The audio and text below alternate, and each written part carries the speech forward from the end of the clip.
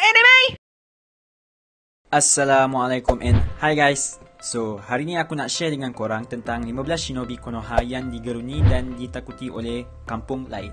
Sebelum tu, awal-awal nak beritahu kesemua 15 shinobi yang akan aku listkan ni based on pandangan aku sendiri as anime watcher siri Naruto dan Naruto Shippuden.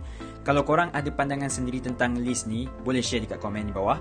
Dan maybe boleh sertakan sekali sebab si A ni ada dalam list korang, okay? Dan disclaimer awal-awal, aku tak akan masukkan Naruto dan Sasuke dalam list ni kerana bagi aku sendiri, diorang berdua ni dalam list yang berbeza, which Naruto of course lah main character dan Sasuke merupakan rival dia. Jadi kita tolak tepi diorang tu dan masukkan sekali beberapa Rogu Ninja sebab diorang ni shinobi Konoha dulu. So inilah dia 15 shinobi Konoha yang ditakuti oleh kampung lain. Alright. Yang pertama tak lain dan tak bukan main villain untuk siri Naruto Shippuden sebelum plot twist pasal plan Black Zetsu yang sebenar, iaitu Madara Uchiha. Dia merupakan leader clan Uchiha suatu ketika dahulu dan co-founder Konoha. Apabila Obito claim diri dia as Madara Uchiha, nampaklah betapa terkejutnya dan takutnya orang yang mendengar tu. Buktinya kita dapat saksikan dia dapat mengeluarkan full body Susanoo dan menjadi Jinchuriki Ten Tails masa perang ninja keempat. Dalam peperangan itu juga, dia dapat mengalahkan banyak shinobi bersendirian dan mengalahkan 5 Kage dengan mudah walaupun dalam form Edo Tensei dia. Semasa dia hidup pun, banyak ninja-ninja hebat pernah dikalahkan oleh dia. Seterusnya, rival kepada Madara Uchiha iaitu Hashirama Senju yang merupakan founder kepada Konoha dan merupakan first Hokage Konoha. Sebelum Naruto menjadi Hokage, Hashirama dianggap Hokage terkuat sepanjang masa. Dia mempunyai Kekkei Genkai yang rare which is element wood dan dia merupakan the only yang dapat mengalahkan Madara dan Kyuubi sekaligus. Dia sangatlah kuat sehingga mampu menangkap beberapa biju dan dikatakan tak pernah kalah dalam karier dia sebagai shinobi. Cuma kematian dia masih tak pasti apa sebab dia. Yang penting bukan berpunca daripada perlawanan antara dia dengan Kakuzu lah. Apa pendapat korang tentang ni? Cuba komen di bawah. Next ialah Itachi Uchiha, di mana kemunculan pertama dia, kita tahu dia merupakan abang Sasuke yang telah membunuh semua klan Uchiha pada satu malam kecuali Sasuke. Skill dia dalam pertarungan boleh dikatakan seakan-akan Shisui, lelagi kehebatan dia dalam skill mengendalikan shuriken. Dia juga mempunyai Mangekyou Sharingan yang dapat melakukan Amaterasu dan Genjutsu yang dapat menyeksa musuh dalam masa yang singkat yang dipanggil Tsukuyomi. Dengan dia dan Shisui sangatlah ditakuti sebab mereka dipanggil pair Uchiha yang terkuat di zaman diorang. Semasa berlawan dengan Sasuke, kita diperlihatkan dengan kuasa half body Susanoo dengan pedang Totsuka yang mampu seal semua benda dan Yata Mirror yang boleh reflect semua serangan. Terusnya, Minato Namikaze atau lebih dikenali sebagai Konoha Yellow Flash. Dia merupakan ayah kepada Naruto dan merupakan Hokage keempat. Semasa perang ninja ketiga, dia telah membunuh 1000 shinobi dengan teknik terkenal dia, Flying Raijin, dan mengelak serangan terlaju 4th Raikage. Dia dikatakan ninja terlaju dalam sejarah yang mana orang akan mengenali dia Konoha Yellow Flash disebabkan warna rambut dia dan dia berasal daripada Konoha. Masa perang ninja keempat, kita dapat tahu dia juga boleh menggunakan Naito Chakra Mode yang mana dia hanya seal separuh cakra Kurama dalam badan Naruto semasa Naruto baru lahir. Pada penilaian dia terhadap Tail Beast Ball, dia telah mencipta teknik Rasengan yang mengambil masa 3 tahun yang juga menjadi antara teknik favourite Naruto di kemudian hari. Next is Tobirama Senju yang merupakan adik kepada Hashirama dan Hokage yang kedua. Dia telah banyak mencipta jutsu dan juga forbidden jutsu, antaranya Shadow Clone, Edo Tensei dan banyak lagi. Dia sangatlah ditakuti semasa zaman dia menjadi Hokage kerana dia sendiri turun padang dalam perang ninja pertama. Dia dikenali dengan kepakaran mengendalikan water release jutsu yang katanya lebih hebat daripada shinobi Kirigakure yang gaya berlawan mainly menggunakan elemen air. Dia boleh dikatakan sangatlah hebat dalam menggunakan pedang dan banyak kali bertarung dengan Izuna, adik Madara. Seterusnya, Hiruzen Sarutobi yang merupakan Hokage ketiga dan juga Hokage terlama dalam siri Naruto. Dia dikenali sebagai Profesor Junior Naruto dan juga God of Shinobi semasa era dia menjadi Hokage.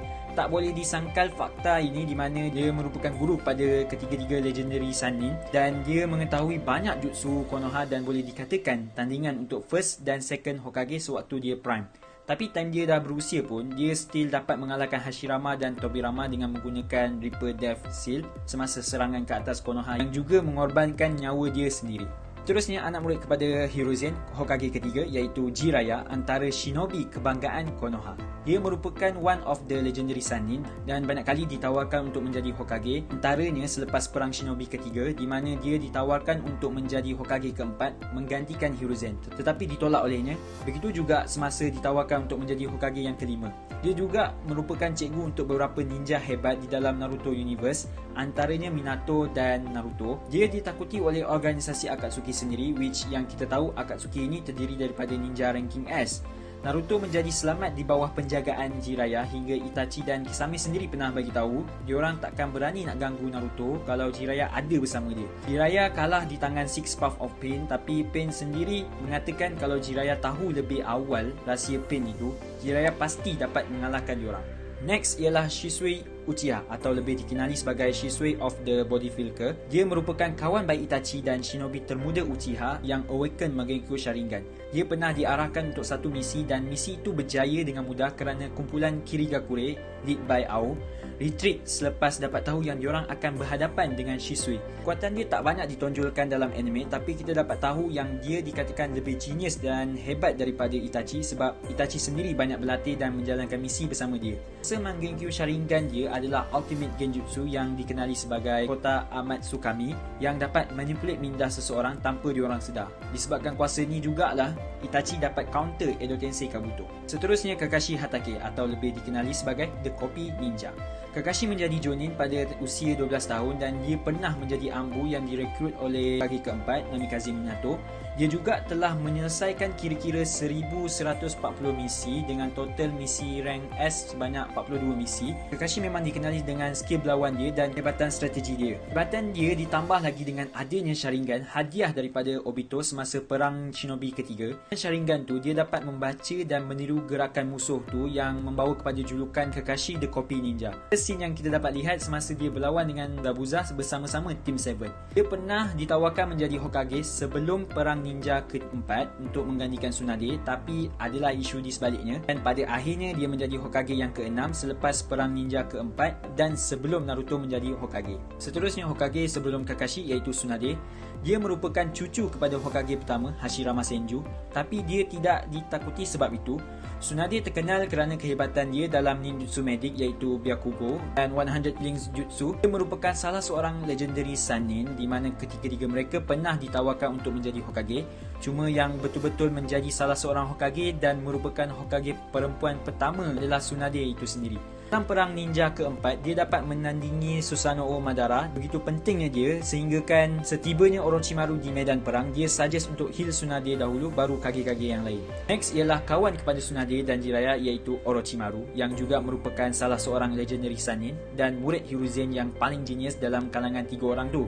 Akan tetapi disebabkan kebijaksanaan dia tu, dia menjadi sombong dan ingin mempelajari semua teknik kuat dan terlarang Konoha. Selepas melarikan diri daripada Konoha dan menjadi Rogu Ninja, dia membina sebuah village yang dikenali sebagai Otogakure yang juga merupakan markas untuk dia menjalankan pelbagai eksperimen gila dia. Pada siri Naruto hinggalah ke Naruto Shippuden, kita diperlihatkan dengan pelbagai shinobi hebat hasil daripada eksperimen dia, antaranya Sound 5, Kimimaro, Sugetsu dan banyak lagi. Seterusnya, wakil dari klan Hyuga iaitu Hiashi Hyuga yang merupakan antara orang terkuat dalam klan Hyuga. Dia merupakan ketua klan Hyuga di zaman Naruto kerana kekuatan dia dan kehebatan dia. Masa serangan ke atas Konoha time Chunin exam dulu, dia telah mengalahkan beberapa ninja Sunagakure dan Otogakure dengan Egg Trigon's Palms Revolving Heaven dia.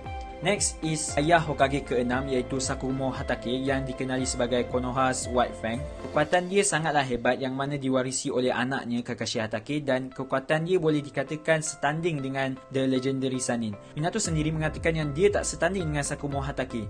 Dalam karirnya sebagai shinobi, dia telah bertembung dalam masa yang sama membunuh kedua ibu bapa Sasori. Perkara ini kita dapat lihat apabila nenek Chiyo menyerang Kakashi semasa Kakashi tiba di Sunagakure sebab gaya Kakashi seakan-akan Sakumo. Yelah, anak Sakumo lah kan, yang juga membangkitkan dendam nenek Chiyo ke atas Sakumo. Dalam satu misi penting, Sakumo memilih untuk meninggalkan misi dan menyelamatkan teammates dia. Kesan dari itu, dia dipandang serong oleh penduduk kampung Konoha dan membunuh diri. Terusnya, orang yang pada asalnya dianggap tiada tapi merupakan antara mastermind perang ninja keempat iaitu Obito Uchiha. Dia mempunyai Magikyo Sharingan which ability dia adalah Kamui yang membuatkan dia tak mudah disentuh dan mampu transport semua benda dalam time and space. Juga menjadi Jinchuriki untuk Ten Tails yang membuatkan dia tersangatlah kuat. Tak banyak scene ataupun perbualan dalam anime yang boleh kita katakan kampung lain takut pada dia. Cumanya dia membantu Kakashi dan Team 7 untuk mengalahkan Kaguya, which satu benda yang powerful lah untuk diingati.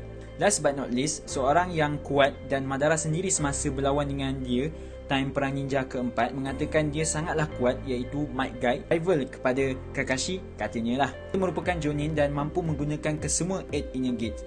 Dia hampir-hampir dapat mengalahkan Six Path Madara selepas membuka Gate of Death. Apabila seseorang itu membuka kesemua 8 inner gates, benda tu boleh membunuh pemilik itu sendiri. Guy ni seorang pelupa, maybe sebab itu dia tak berapa dikenali seperti Kakashi. Yalah, even Kisame yang dah banyak kali bertembung dengan dia pun dia tak ingat, except after kematian Kisame itu sendirilah, which dia akan ingat sampai bila-bila sebab kesetiaan Kisame untuk menjaga intel itu sendiri.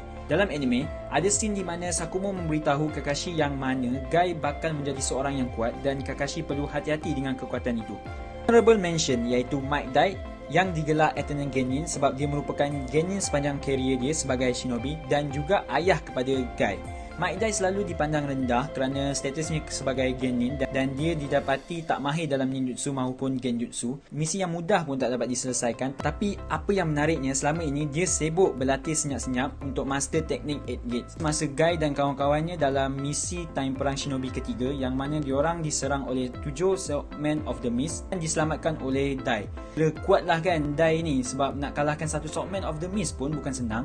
Ni 4 orang. Juzobiwa yang pernah satu tim dengan Itachi pun pernah sebut pasal Dai ni. Okay guys, rasanya itu sahaja perkongsian aku untuk kali ni. Maaf kalau ada salah silap. Korang boleh je komen di bawah segala info yang perlu berkaitan dengan topik ini, ataupun korang sendiri boleh buat satu video review pasal anime ni. Ayo kita jadikan channel ini setanding dengan channel-channel yang berada di seluruh dunia. Stay with me guys. Sekian, terima kasih.